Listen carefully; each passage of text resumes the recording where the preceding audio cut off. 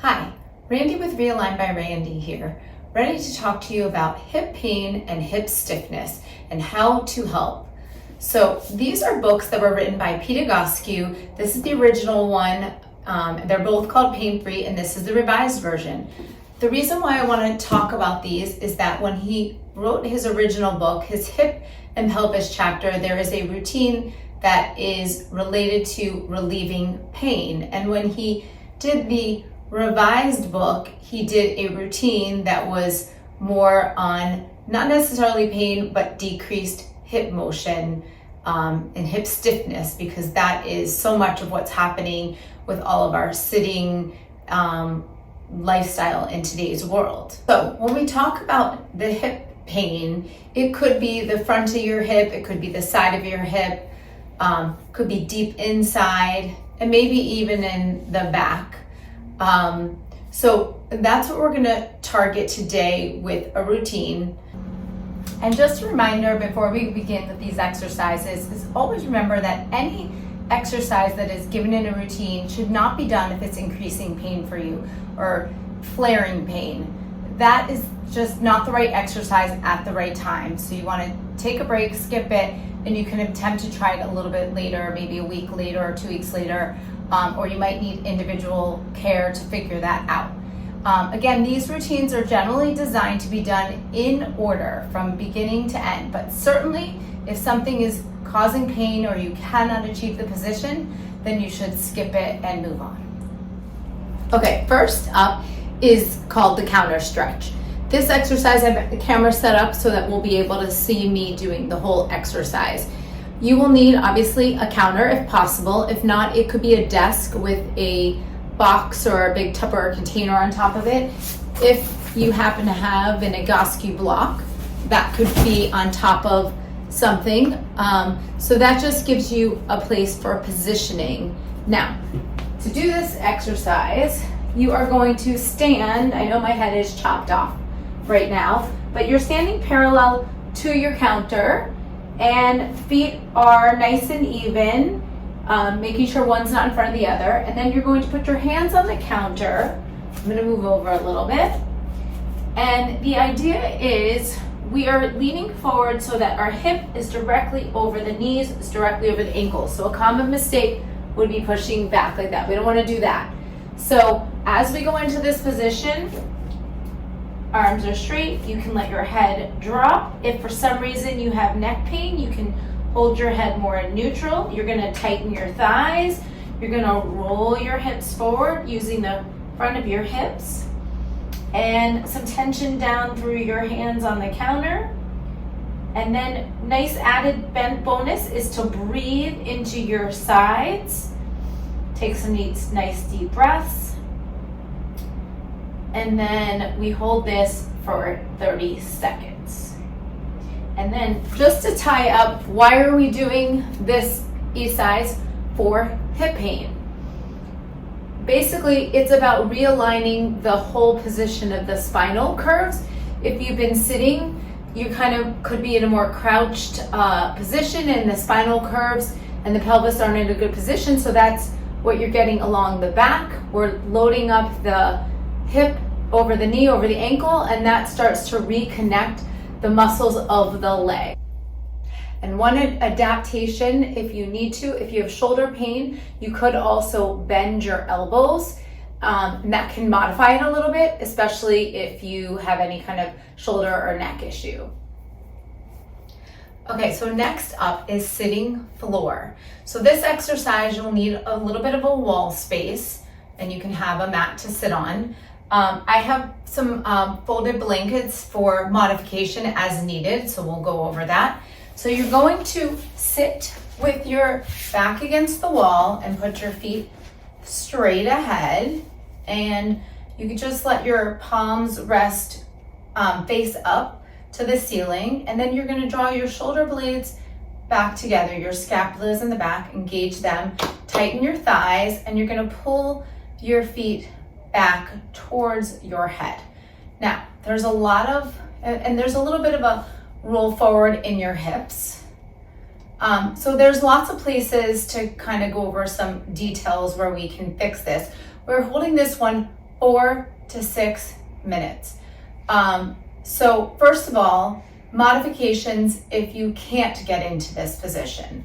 That is where we would use 1 blanket or 2 blankets. They could be a pillow, but a pillow is more likely to sink. So this is probably about as high as you want to go.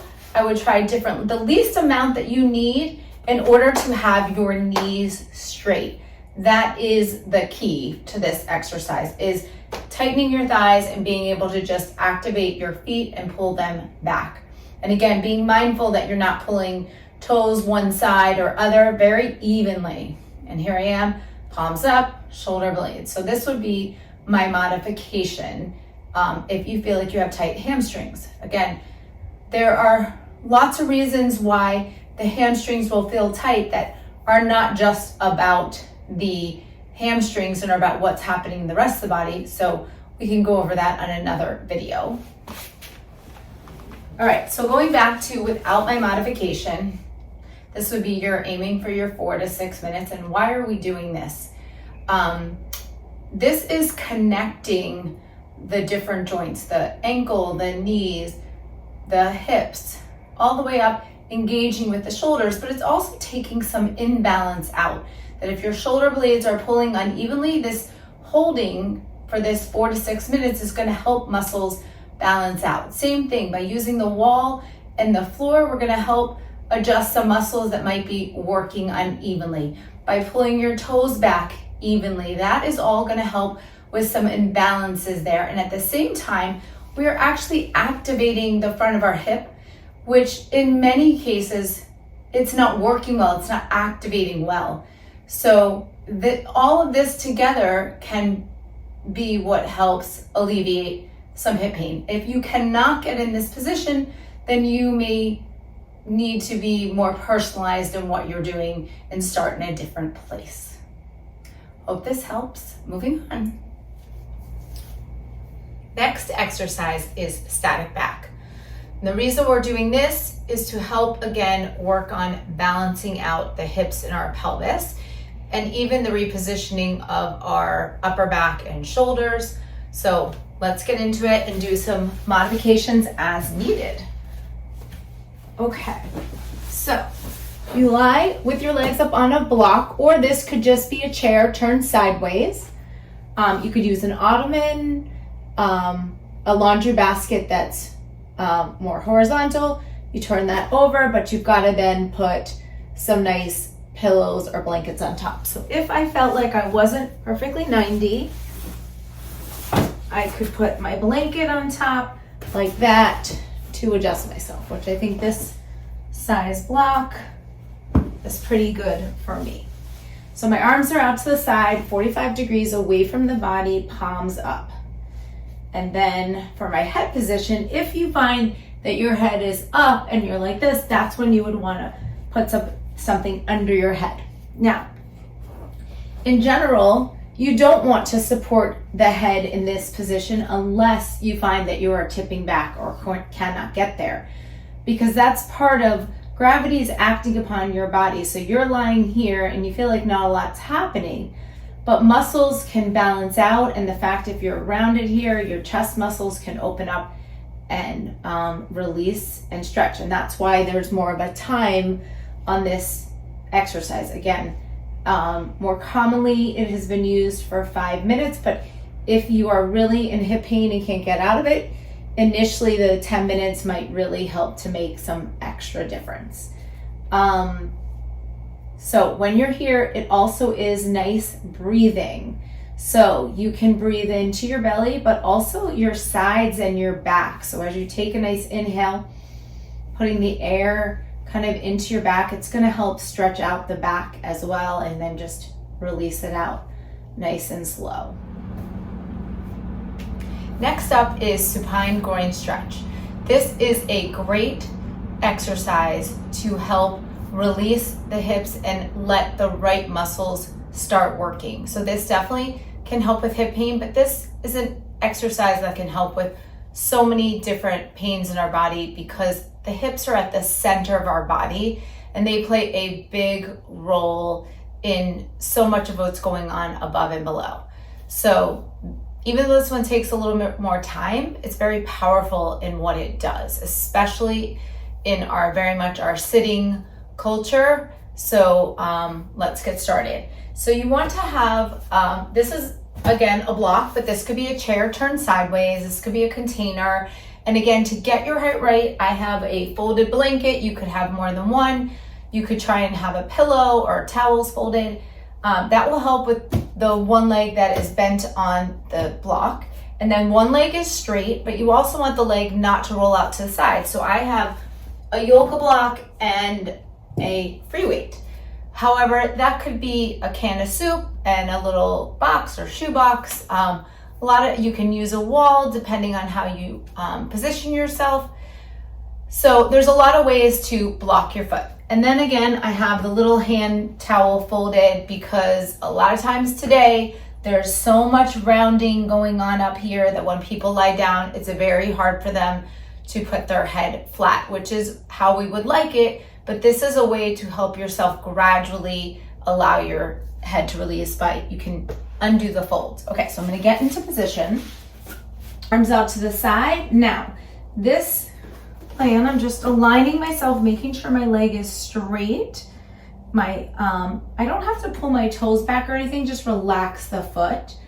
And you don't need to tighten this leg, you just let it relax as part of the exercise. And again, arms are out to the side, 45 degrees away from the body, palms up. This is allowing your body to release through your chest, your pec muscles. A lot of times we are on our computers and things like that, and our hands are facing down. So this is a great way to stretch out the whole arm, in addition to the main part being what's happening at the legs. So we have our inner thigh muscles that are run on the insides of the thighs, and this will help release and stretch those, which are important for walking when we have one leg behind and one leg in front. And then the hip flexor, or if you've heard of the psoas muscle, that muscle starts in the mid back and goes down to the hip. And so depending on the position of the pelvis, this will help the body release and let go of that, or it just helps it create a more balanced position from both sides. And then that muscle can work better. That's the key, is sometimes muscles are into short and kind of cramped position, or stretched out long, kind of a taut position. And as we allow all the parts of the body to react, then the muscles can get in the right position so they can work optimally. So 10 minutes aside is one way to measure this, but there's also another that's in the book that's called the thigh test. And I really do like this because I have done it many times and I felt the difference. So basically you would contract your leg that's down and just notice where you kind of feel the thigh contract. And typically it's the lower part of the leg that will be starting off. And then you wait a few minutes and then you tighten again, and you might feel a little more contraction further up the leg. And so you kind of go in a few minute increments, like 2 or 3 minutes. And then when you feel like you're getting a good contraction all the way up the leg, then that's the time to switch sides, which typically will be around the 10-minute mark. But depending on the state of your own body's posture, it might be worth a time or two of really spending that time to see how your body is reacting with this exercise. Now, of course, whatever you do on one side, then you're going to do it on the other side. In general, there are times where a muscle might be tighter on one side and you might need a little extra, but in general, these menus are created to do the same amount on each side. But by doing the thigh test, you might actually spend a little more time on one side than the other, and that is okay, as long as you're following that same method on each side. So make sure leave yourself enough time to switching sides. So I would move my block to the other side, and I would reposition and lie back down. Make sure I block the other foot. Make sure my foot's just kind of relaxing into the surface, don't have to tighten the thigh unless you're doing the thigh test. And then arms would be out to the side, 45 degrees, palms up. Then you would check and see where your head, this is an exercise. This is an exercise that you would maybe notice that after 10 minutes, you might be able to take a layer of the folded towel out because some muscles might have released and allowed less tension through your chest and neck muscles. Okay, just to tie up the end, just to recap that we did the hip pain routine from the original pain-free book by Pete Egoscue. We will also have filmed the hip restrictions and stiffness chapter from the newer version. And I am Randy. My business is Realigned by Randy. So that is my website. That is also my Instagram handle. And same thing for Facebook. So, and of course, if you're on YouTube, you found me that way there as well. Follow for more information. And if you're interested in individualized questions, there's contact on my website, or you can make a comment. Have a great day.